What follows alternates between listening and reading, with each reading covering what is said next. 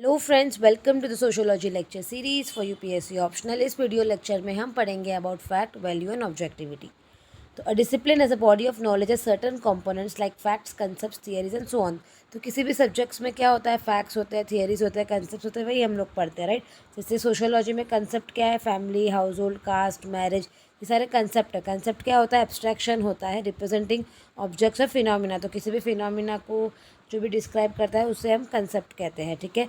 तो इन कंसेप्ट की हम स्टडीज़ करते हैं और ये कंसेप्ट में भी डिसएग्रीमेंट हो सकता है, यानी कि हर एक रिसर्चर का डिफरेंट व्यूज़ हो सकता है एक कंसेप्ट को लेके, ठीक है। फैक्ट क्या होता है, fact is a word, Latin word है, derive from Latin word which means something made or done. यानी कि कुछ घटना, यानी कि अभी हम कहते हैं ना कि ये ट्रुथ है, फैक्ट है, ये सही है, यानी कि ये सच है। क्यों ये सच है, बिकॉज कोई घटना को या फिर कोई भी एक चीज़ जब वो ऑब्जर्व कर की जा सकती है या फिर आपने टेस्ट कर लिए, जो रियल है, जो डेफिनाइट है, उसको हम फैक्ट कहते हैं। फॉर एग्जांपल, अगर मैं कहती हूँ कि ये ट्री है, ठीक है, ट्री लिविंग बिंग है, ये एक फैक्ट है। तो ये फैक्ट क्यों है, बिकॉज ये प्रूवन है, बायोलॉजी में प्रूवन है कि ट्री क्या होता है, वो लिविंग बिंग है। तो ये क्या है, मैं ऑब्जर्व भी कर सकती हूँ, मैं अपने सेंस से देख के बता सकती हूँ कि ये ट्री है, ठीक है। तो ये एक फैक्ट हो गया। तो ये हर सिचुएशन में सेम रहेगा, they remain same in every situation and for all observers. यानी कि ऐसा नहीं कि किसी और देश में जाओगे तो ट्री को नॉन लिविंग बिंग कहा जाएगा, ऐसा नहीं होता। तो फैक्ट में क्या होता है, फैक्ट को आप वेरीफाई कर सकते हो, ऑब्जर्व कर सकते हो, इनका इंडिपेंडेंट एग्जिस्टेंस होता है, ये आप सेंसेस से भी परसीव कर सकते हो, and they remain same in every situation.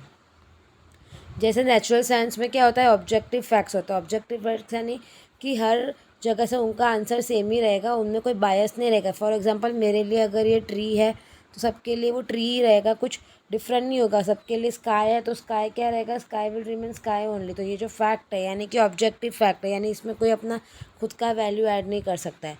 तो दुर्खाइम ने भी क्या कोशिश की थी, दुर्खाइम ने ट्राई किया कि जैसे हम नेचुरल साइंस में सब फैक्ट्स को पढ़ते हैं, sky, solar system, tree, living, non living, सारे फैक्ट्स को पढ़ते हैं, तो वैसे ही हमें सोशियोलॉजी में सोशल फैक्ट्स को पढ़ना चाहिए। सोशल फैक्ट्स क्या है, फैमिली हो गया, मैरिज हो गया, जो भी है फैक्ट है जो हमारे आंखों के सामने हो रहा है, ठीक है, जो एक्सटर्नली हो रहा है सोसाइटी में, उसकी हम स्टडी करेंगे।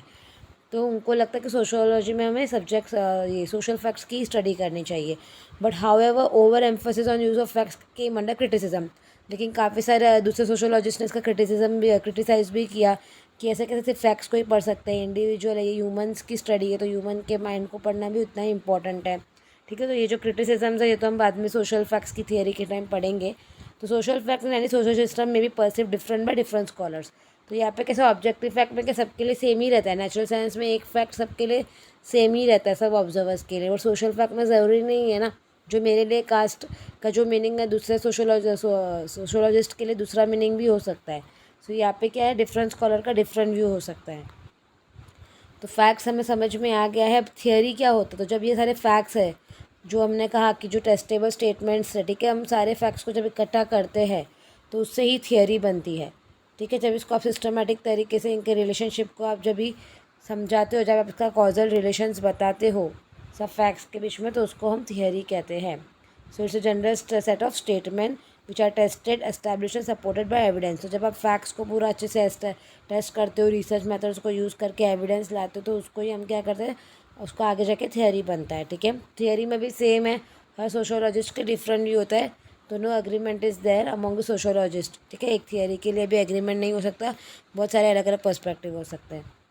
तो फैक्ट समझ में आ गया है, थियरी समझ में आ गया है। Now we will understand value क्या है। तो value in sociology refers to subjective disposition arising out of experience, bias, preference and beliefs.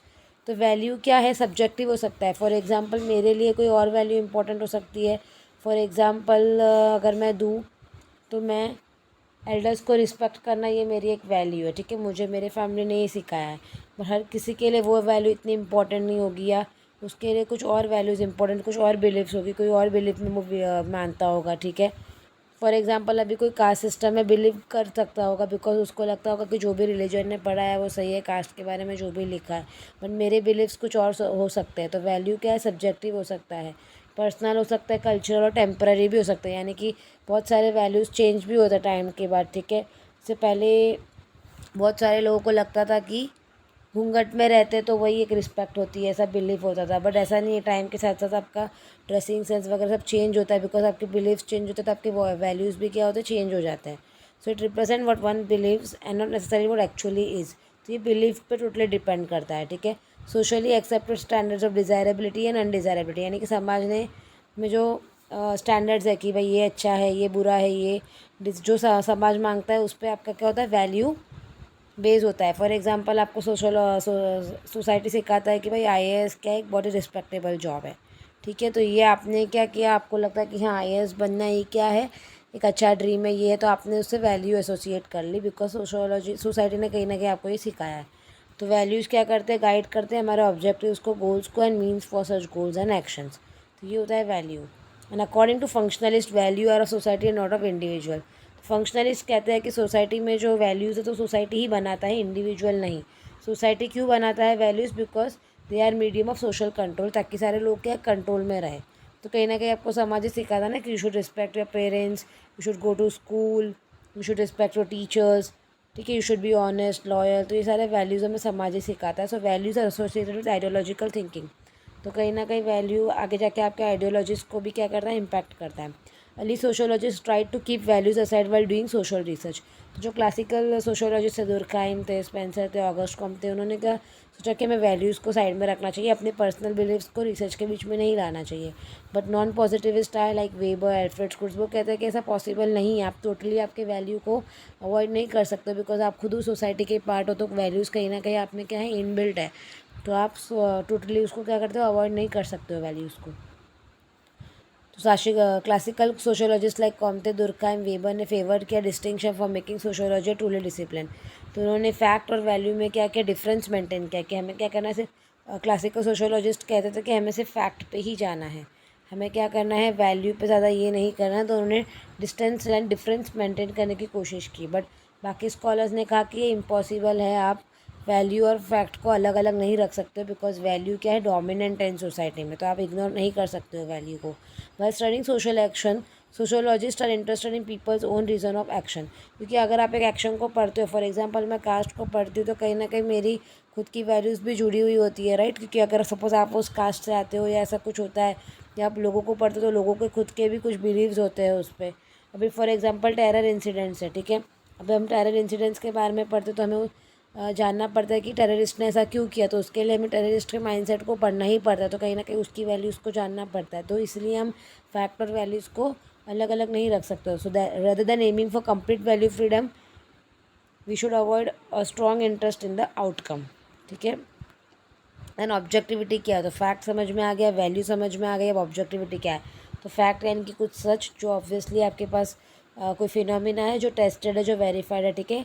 Value क्या हो गई, आपके ओन बिलीव्स हो गए। ऑब्जेक्टिविटी क्या हुई, एक अप्रोच हुआ, यानी कि किसी भी चीज़ को इम्पार्शियल तरीके से देखने का अप्रोच। ऑब्जेक्टिविटी को आप इम्पार्शियलिटी भी कह सकते हो, ठीक है। मैंने लिखा है यहाँ पर similar word, impartiality, an approach in which attitude of investigator is free, value free, detached and free from biases. यानी कि आप कोई भी एक रिसर्च करते हो तो अब आप उसमें अपना खुद का वैल्यू ऐड नहीं करते हो, आप जैसा आपको रिसर्च मिल रहा है वैसे ही उसको क्या कर रहे हो, बायस से फ्री कर रहे हो। यानी कि फॉर एग्जांपल मुझे रिसर्चेस में मैं अपना ये अभी कास्ट पे अगर मैं रिसर्च कर रही हूँ, तो पर्टिकुलर सोसाइटी जहाँ पे मैं रिसर्च कर रही हूँ वहाँ पे कास्ट सिस्टम कैसे फॉलो होता है, मुझे कम्प्लीटली वही लिखना है। मैं अपना वैल्यू ऐड नहीं कर सकती कि अच्छा है या बुरा है, जो भी है।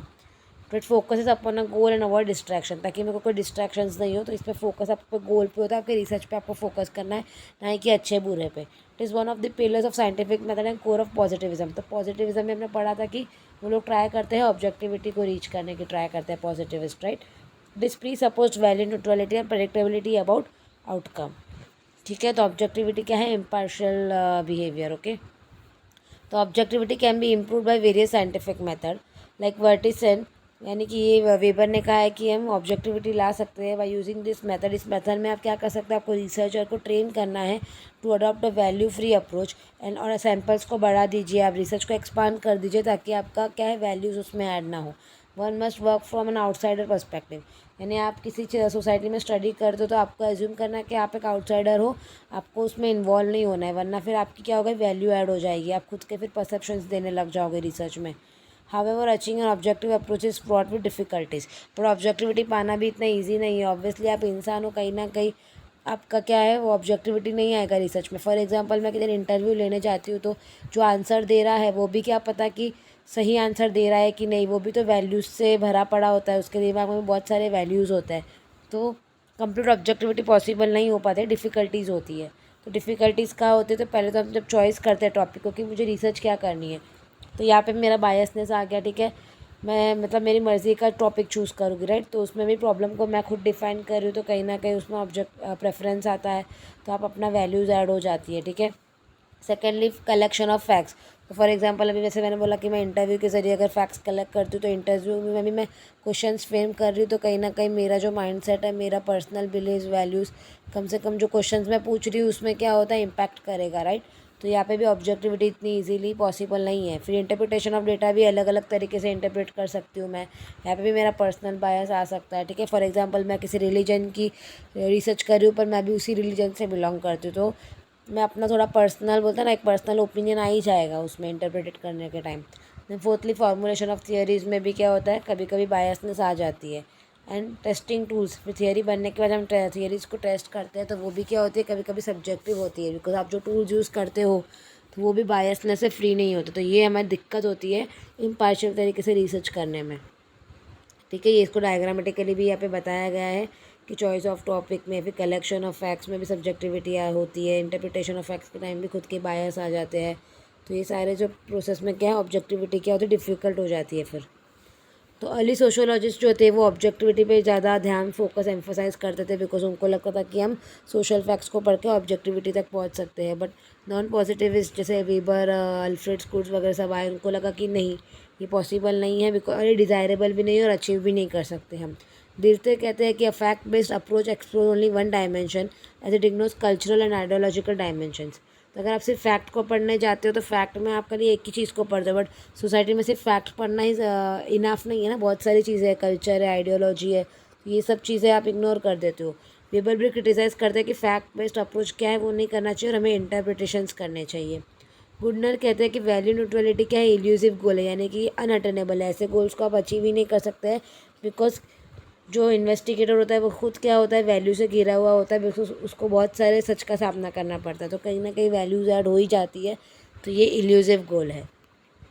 कंक्लूजन यही है कि इतने सारे कॉन्फ्लिक्ट्स है, लाइक ऑब्जेक्टिविटी पॉसिबल है नहीं है, फिर भी जो भी ऑब्जेक्टिविटी मेंटेन करना ज़रूरी है, बिकॉज अगर आप पूरा रिसर्च में अपना ही प्रेफरेंस, अपना बायसनेस, अपना बिलीव्स डालोगे तो वो रिसर्च भी कोई रिसर्च नहीं रह जाएगी, वो आपका एक पर्सपेक्टिव रह जाएगा। तो ऑब्जेक्टिविटी मेंटेन करना इंपॉर्टेंट है, ऑल्दो हम लोग कंप्लीट ऑब्जेक्टिविटी नहीं रख सकते, but at least we can try. So one can accept the prevailing values of the society and still remain objective in one's approach. तो वेबर कहते हैं कि शुरुआत के प्रोसेस में भले आप टॉपिक सिलेक्शन करने के टाइम आप ऑब्जेक्टिव ना रहो, लाइक आप इम्पार्शियल तरीके से ना कर पाओ, बट आगे के प्रोसेस में you should not be contaminated by values. आगे के प्रोसेस में आपको न्यूट्रल रहना चाहिए, आपको ऑब्जेक्टिविटी मेंटेन करनी चाहिए। तो जितना हो सके ऑब्जेक्टिविटी को मेंटेन करना चाहिए हमें रिसर्च में। तो आई होप आपको फैक्ट क्या है, वैल्यू क्या है, ऑब्जेक्टिविटी क्या है समझ में आ गया होगा। If you have any doubts let me know in the comment section below. Thank you for watching.